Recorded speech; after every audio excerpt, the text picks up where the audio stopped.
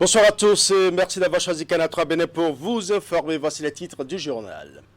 Le principal intrant des prochaines élections législatives est désormais à la disposition de la Sénat. La NIP a officiellement transmis la liste électorale informatisée à la Commission électorale nationale autonome. Au total, plus de 6 millions de citoyens sont régulièrement enregistrés sur la liste et pourront donc voter le dimanche 8 janvier 2023. Retour dans ce journal sur la cérémonie de réception de cette liste électorale informatisée. Nous parlerons également de la deuxième édition du Forum international sur l'entrepreneuriat qui se tient à Cotonou depuis ce mercredi. C'est une initiative de la délégation du Québec à Dakar qui vise à outiller les jeunes entrepreneurs du Bénin sur le potentiel d'innovation et les trajectoires entrepreneuriales. 2 jours durant, cette rencontre va mobiliser autour des organisateurs, des chefs d'entreprise, des porteurs de projets et plusieurs structures d'accompagnement et de facilitation des entreprises. Les détails dans un instant. Entrepreneuriat toujours, nous parlerons également du lancement du projet Équité. C'est un projet qui vise à offrir une meilleure visibilité aux micro, petites et moyennes entreprises du Bénin. Il a été conçu pour contourner les affres de la Covid-19. Dans ce journal, nous irons à la découverte de ce projet que la Chambre de commerce et d'industrie du Bénin et ses partenaires vont exécuter sur une période de 20 mois. Voilà pour les titres. Mesdames et messieurs, à nouveau, bonsoir. À 2 mois des élections législatives au Bénin, la Sénat réceptionne la liste électorale informatisée. La cérémonie de réception s'est déroulée ce mardi 8 novembre 2022 au siège de l'institution chargée d'organiser les élections. Au total, plus de 6 millions de citoyens s'apprêtent à prendre part au vote du dimanche 8 janvier 2023, comme vous allez le constater dans le reportage signé Idrissou Boukari. C'est la matière première qui va permettre à la Commission électorale nationale autonome de faire véritablement tourner sa machine. La liste électorale informatisée est ici transmise par le gestionnaire mandataire de l'Agence nationale d'identification des personnes après audit accordé aux partis politiques et aux organisations de la société civile. La population électorale brute dans le cadre des prochaines élections législatives dans notre pays est estimée, après tous travaux et après administration d'un coefficient de correction de 2,5 au chiffre brut, à un total de 6 600 572 électeurs, répartis sur 17 749 postes de vote dans 7 986 centres de vote. À 2 mois, jour pour jour donc, de l'élection des membres de l'Assemblée nationale, tout se précise. La Sénat, la fêtière de l'organisation des élections au Bénin, est jusque-là dans le délai prescrit par le Code électoral et la proactivité de l'ANIP vient encore la conforter dans le déroulement de son chronogramme. Chers collègues du Conseil électoral, Monsieur le directeur général des élections, Mesdames et Messieurs les directeurs techniques, cadres à différents niveaux de la Sénat, nous voilà en possession du principal intrant qui nous permettra d'achever la mise en place du dispositif électoral pour le scrutin du 8 janvier 2023. Fini les estimations relativement aux statistiques concernant la population électorale et le nombre de centres de vote et de postes de vote. Il ne nous reste qu'à parachever la détermination des candidatures valides. Et cela nous incombe pour quitter définitivement la zone des évaluations approximatives et savoir à quoi nous tenir pour la confection et l'édiction des documents électoraux. Mission accomplie donc pour l'Agence nationale d'identification des personnes. Le jeudi 1er décembre 2022, conformément à son calendrier électoral, la Sénat va procéder à la publication officielle de la liste des centres et postes de vote. Une fois encore, Sakalafia et les autres membres de la Sénat ont réaffirmé leur engagement à organiser des élections transparentes, libres et équitables. À l'intérieur. Oui, la version numérique est sécurisée et vous aurez au secrétariat parce qu'on ne le remet pas. Alors présent au ministère des Affaires étrangères et de la coopération qui a abrité hier mardi une séance de travail du comité conjoint d'accompagnement chargé du suivi du programme de travail 2019-2023 de coopération entre le Bénin et Wallonie-Bruxelles International. La rencontre de Cotonou est une revue à mi-parcours de la mise en œuvre des projets conjoints. Reportage. Étape importante de l'exécution des projets du programme de travail 2019-2023 de coopération entre le Bénin et Wallonie-Bruxelles International. Le comité conjoint d'accompagnement se réunit pour faire un état des lieux des activités menées. C'est la deuxième session en présentiel qui se tient avec les représentants de Wallonie-Bruxelles et des différents ministères sectoriels concernés par les différents projets. Cette revue à mi-parcours permettra à nos deux parties de mieux ancrer notre partenariat dans la réalité quotidienne et de l'ouvrir aux nouvelles priorités du gouvernement du Bénin en matière de développement et de bien-être social. Pour le programme de travail 2019-2023 de coopération entre Bénin et Wallonie-Bruxelles International, 16 projets sont actuellement en cours d'exécution, lesquels sont répartis entre autres dans les domaines de l'eau, du patrimoine, de la culture, du tourisme et du renforcement du capital humain, précisément la protection des enfants. Je voulais aussi vous rappeler que nous avions d'autres projets, entre autres avec l'APFE, qui est l'agence de coopération internationale des gouvernements francophones et de Wallonie-Bruxelles International. Et actuellement, l'APFE soutient des projets avec bien sûr un autre agenda que celui-ci, dans le domaine de l'appui à l'entrepreneuriat féminin et au renforcement des compétences des acteurs de l'éducation. Il faut souligner que cette session exprime la volonté du Bénin et de Wallonie-Bruxelles International de maintenir un creuset permanent d'échange. La rencontre a également permis aux deux parties de discuter sur les perspectives de la coopération, notamment sur le processus de définition du prochain programme 2024-2027. Restons au ministère des Affaires étrangères avec cette fois-ci une séance de consultation bilatérale pour le renforcement de la coopération entre le Bénin et le Canada. Cette séance de travail qui se tient après la célébration du 60e anniversaire de l'établissement des relations diplomatiques le 1er avril dernier se veut être un cadre de réflexion sur les perspectives de coopération et surtout l'extension de nouveaux axes du programme d'action du gouvernement 2021-2026. Teddy Goudalo pour les précisions.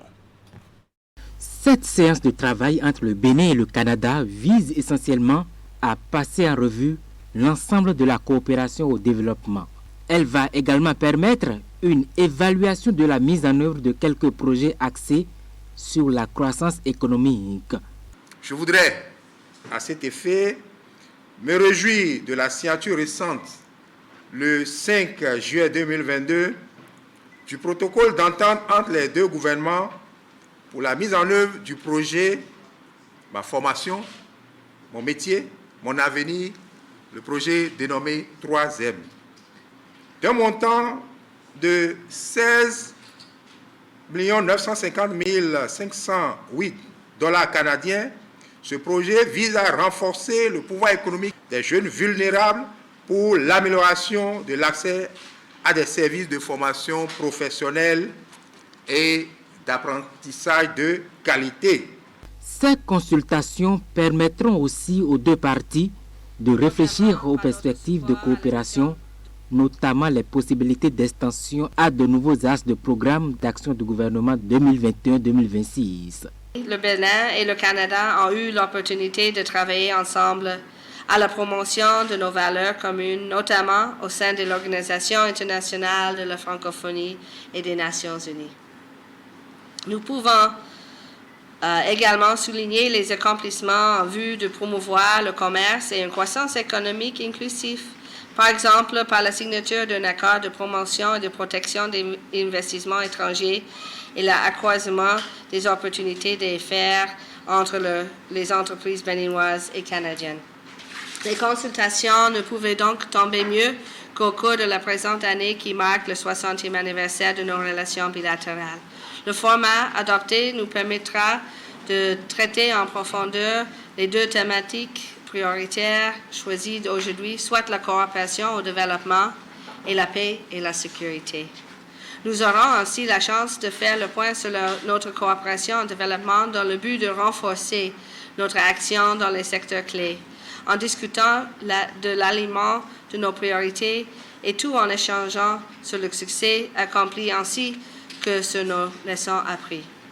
C'est le lieu pour le gouvernement béninois de renouveler sa satisfaction vis-à-vis du Canada pour ses appuis constants.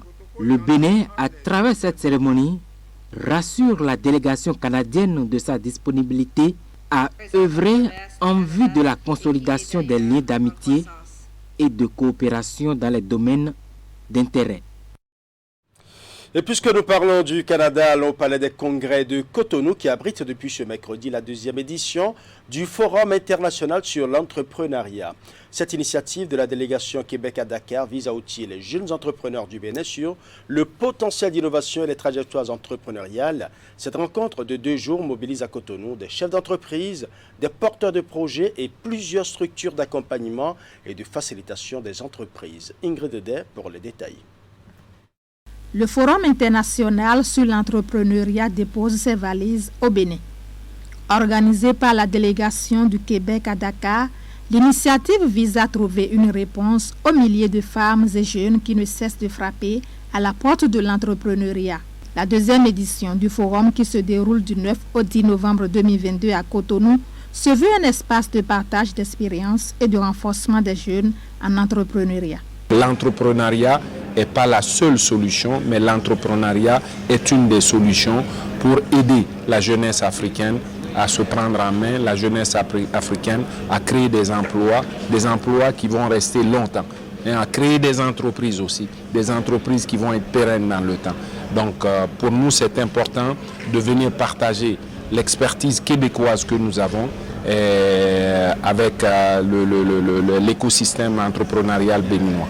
J'offre des possibilités de collaboration, de partenariat, d'externalisation, parce que justement j'ai une portée panafricaine, et aussi d'échange, parce que c'est en échangeant, non seulement je vais apprendre d'eux, mais aussi ils vont apprendre de moi. Donc c'est vraiment un échange bilatéral à bidirectionnel. Ils sont près de 300 participants venus de divers horizons à participer aux échanges à travers des panels animés par des personnalités et organisateurs du monde des affaires portant sur le thème « Vers un entrepreneuriat innovant et durable ». Très riche en interventions, le forum va permettre aux jeunes entrepreneurs béninois de s'approprier la culture entrepreneuriale du Québec pour mieux développer leurs entreprises. Il est heureux que cette rencontre se tient ici au Bénin, tandis que nous célébrons cette année les 60 ans des relations diplomatiques entre le Canada et le Bénin.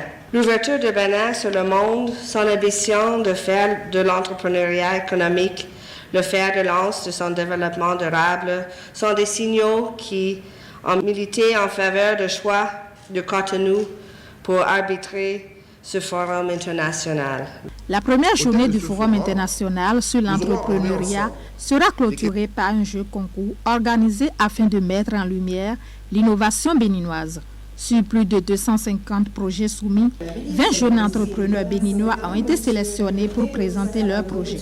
Les 6 meilleurs entrepreneurs seront récompensés avec des bourses financières permettant de développer leurs projets. En plus de la bourse financière, le premier bénéficiera d'un séjour au Québec au sein d'une structure d'accompagnement qui l'appuiera dans le développement de son entreprise. Restons dans le registre entrepreneuriat avec le lancement du projet ITT qui va offrir une meilleure visibilité aux micro, petites et moyennes entreprises du Bénin. Il a été conçu pour transcender les difficultés liées aux effets pervers de la pandémie à coronavirus. Et à travers son lancement officiel, la Chambre de commerce et d'industrie du Bénin et ses partenaires vont exécuter ce projet sur une période de 20 mois. Teddy Goudalo. ITT, un nouvel outil numérique pour la digitalisation des micro, petites et moyennes entreprises au Bénin. Il est officiellement lancé en vue de contrer les difficultés de la Covid-19 et surtout permettre une visibilité continue des entrepreneurs béninois. UTT voudrait tout simplement dire projet digitalisation des MPME au Bénin porté par la Chambre de commerce et d'industrie du Bénin. Alors, quels sont donc les objectifs de ce projet? Comme objectif général, c'est de soutenir la transformation numérique des MPME pour favoriser la continuité des activités pendant, après les pandémies de Covid-19 et tout choc extérieur. Le gouvernement de la République du Bénin nous a donné le cadre. Nous sommes un pays doté d'une stratégie nationale du numérique. Cela veut dire que nous avons la base qu'il faut pour développer le reste. La deuxième chose que nous avons dans ce pays, nous avons un code du numérique. Deuxième étape pour pouvoir travailler sur le reste. Et le troisième, c'est qu'il n'y a qu'à.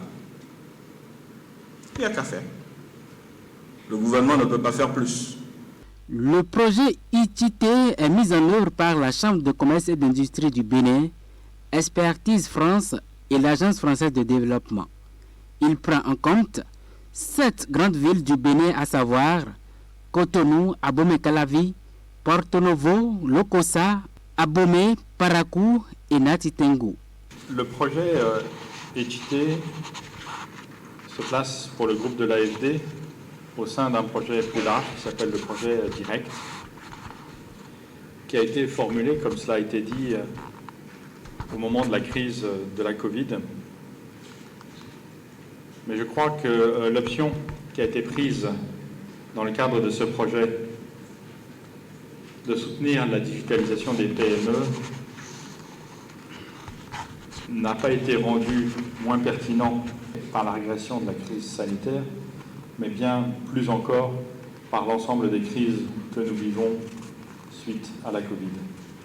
Le projet de digitalisation des MPME, porté par la Chambre de commerce et par ses partenaires, va donc œuvrer au renforcement de la résilience des entreprises de notre pays et va constituer une réponse concrète à l'impact social de toutes les crises éventuelles, avec l'ambition de garantir la continuité des activités économiques. ITT concerne les micro, petites et moyennes entreprises formelles et informelles avec 50% de femmes. Il sera mis en œuvre 20 mois durant à compter de la date de son lancement. Parlons sécurité à présent. Des fonctionnaires de la police républicaine suivent depuis ce lundi à Porto Novo une formation sur l'assistance aux victimes de traumatismes physiques ou moral. C'est une formation initiée par Enabel dans le cadre de la mise en œuvre de son projet d'appui à l'opérationnalisation de la police républicaine du Bénin, un projet financé par l'Union européenne. Reportage. C'est la troisième étape du projet d'appui à l'opérationnalisation de la police républicaine du Bénin, volet gestion de crise. Après l'élaboration des contenus de formation et la formation des formateurs, cette troisième étape est consacrée à la formation de fonctionnaires de police qui vont relayer les acquis de cette formation au niveau des unités d'arrondissement en matière de prise en charge des victimes de traumatismes physiques ou moral. D'un montant global de 1,3 milliard de francs CFA, ce projet financé par l'Union européenne et dont la mise en œuvre est assurée par Enabel vise à contribuer au développement de la sécurité humaine au Bénin en appuyant l'opérationnalisation de la police républicaine dans l'assistance aux victimes. Un projet multidisciplinaire pour gérer au mieux les crises. Alors quand on parle de multidisciplinaire, ça veut dire que ça regroupe bien évidemment la police, mais également d'autres institutions comme le SAMU, comme les pompiers, comme la protection civile et l'armée. Donc sur ce projet, on a plusieurs résultats. Le premier résultat, c'est la création d'un centre de prévention de crise avec un numéro de veille. On a aussi comme objectif donc d'appuyer les victimes en tant que blessés, mais également les victimes psychologiques et morales. Et on a également un résultat sur l'aspect judiciaire, c'est-à-dire comment prélever des preuves matérielles après un événement de crise. C'est vraiment apprendre aux policiers de base base, donc les policiers de première ligne qui sont dans les commissariats d'arrondissement, de pouvoir accueillir les victimes, de pouvoir les orienter, de pouvoir les écouter, pour qu'il y ait vraiment un processus qui est mis en œuvre d'appui à la victime. Face aux défis sécuritaires de plus en plus grandissants, le savoir et le savoir-faire doivent être de mise dans l'assistance policière aux victimes de traumatismes physiques ou moraux. Et c'est au regard de cette nécessité qu'a pris en compte ce projet de Enabel que le représentant du directeur général de la police républicaine a dit le merci de l'institution policière. L'assistance policière aux victimes, mise en œuvre dans une certaine mesure par le personnel des unités territoriales dans nos contrées, est une thématique nouvelle dont tout policier doit maîtriser la pratique.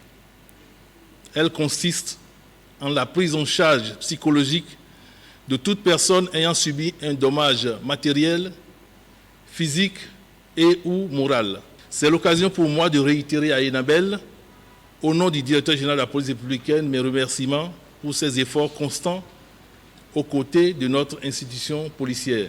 Les différents modules de cette formation vont s'étaler sur 4 jours et au total, 620 fonctionnaires de police relais seront formés.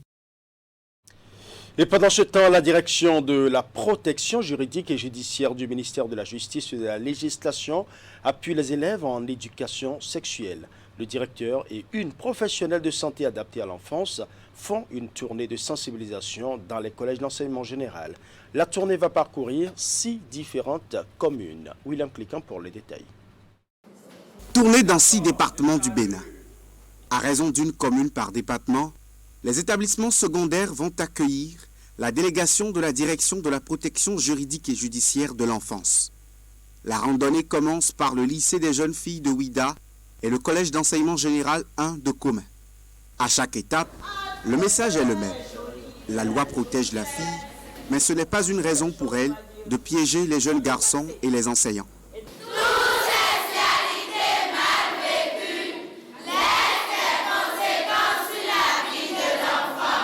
Les élèves sont donc éduqués dans leur ensemble à la sexualité responsable pour un meilleur avenir.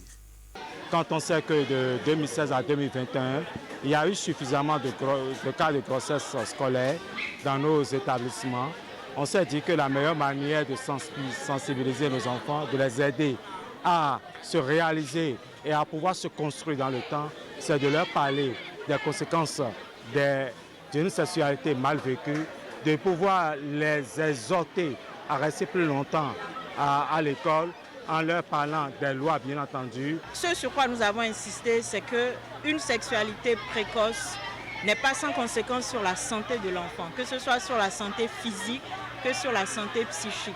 Sur la santé physique, ça va être les grossesses indésirées, les infections sexuellement transmissibles. Sur la santé psychique, ça va être une perte de l'estime de soi, ça va être des traumatismes, ça va être des abus, des viols. L'initiative est la bienvenue chez les acteurs de l'école au Bénin, déjà rudement éprouvés par le phénomène des grossesses en milieu scolaire. Nous comptons 2840 élèves au total et je crois que la plupart de ces élèves ont été touchés par vos messages de ce soir sur la sexualité.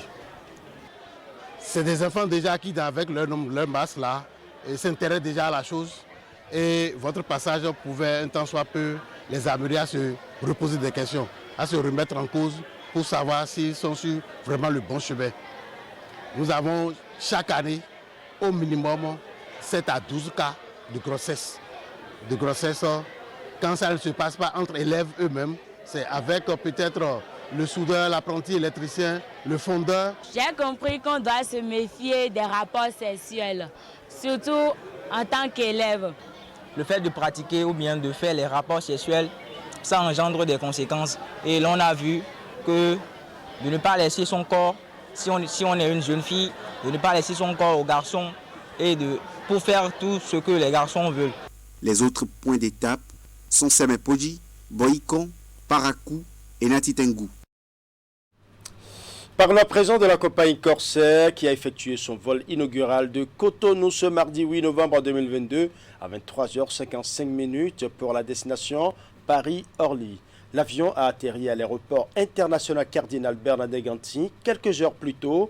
Le baptême de l'air a eu lieu en présence du ministre béninois des Transports et plusieurs responsables de la compagnie aérienne. Nous allons suivre. Dans les airs de l'aéroport international Cardinal Bernardin Ganti de Cotonou, l'Airbus A330-300 de la compagnie Corsair qui s'apprête à atterrir sur le tarmac. Il est 16h54 ce mardi 8 novembre 2022 et voici le baptême d'air de la compagnie Corsair sur le territoire béninois. Et puis l'accueil traditionnel. Bonjour, soyez la bienvenue. Merci. Bonjour. Pour le vol inaugural de Corsair au Bénin, les responsables de la compagnie ont effectué le déplacement de Cotonou. Ils sont ici accueillis par le ministre béninois des Transports. Vous vous en doutez bien qu'en tant que ministre des Transports, je ne peux que me réjouir de l'intérêt de Corsair pour la destination Cotonou, la destination Bénin. Ceci va dans le sens de la vision du gouvernement qui, disons, fait du tourisme une véritable filière de développement.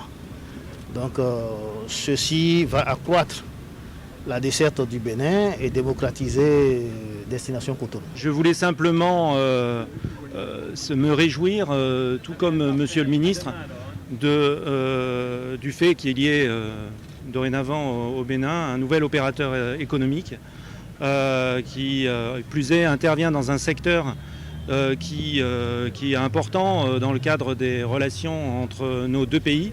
Une nouvelle ligne de transport aérien qui vient en soutien au développement économique et touristique du Bénin.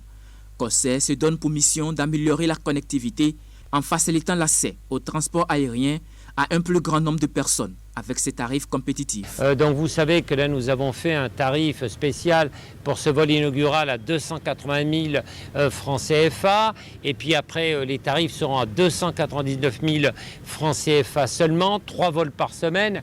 Et ce que je voudrais dire, c'est que ces tarifs extrêmement compétitifs, ils ne sont pas au détriment de la qualité de service. Nous sommes une compagnie française, une compagnie régulière. Les vols de la compagnie Corsair seront opérés en Airbus A330-300 permettant d'accueillir 298 passagers en 3 classes à savoir Business, Premium et Économie. Ils sont programmés les mardis, jeudis et dimanches. Ainsi se referme ce journal que je vous remercie d'avoir suivi. Tout le plaisir était pour moi de rester en votre compagnie. Bonne soirée chez vous.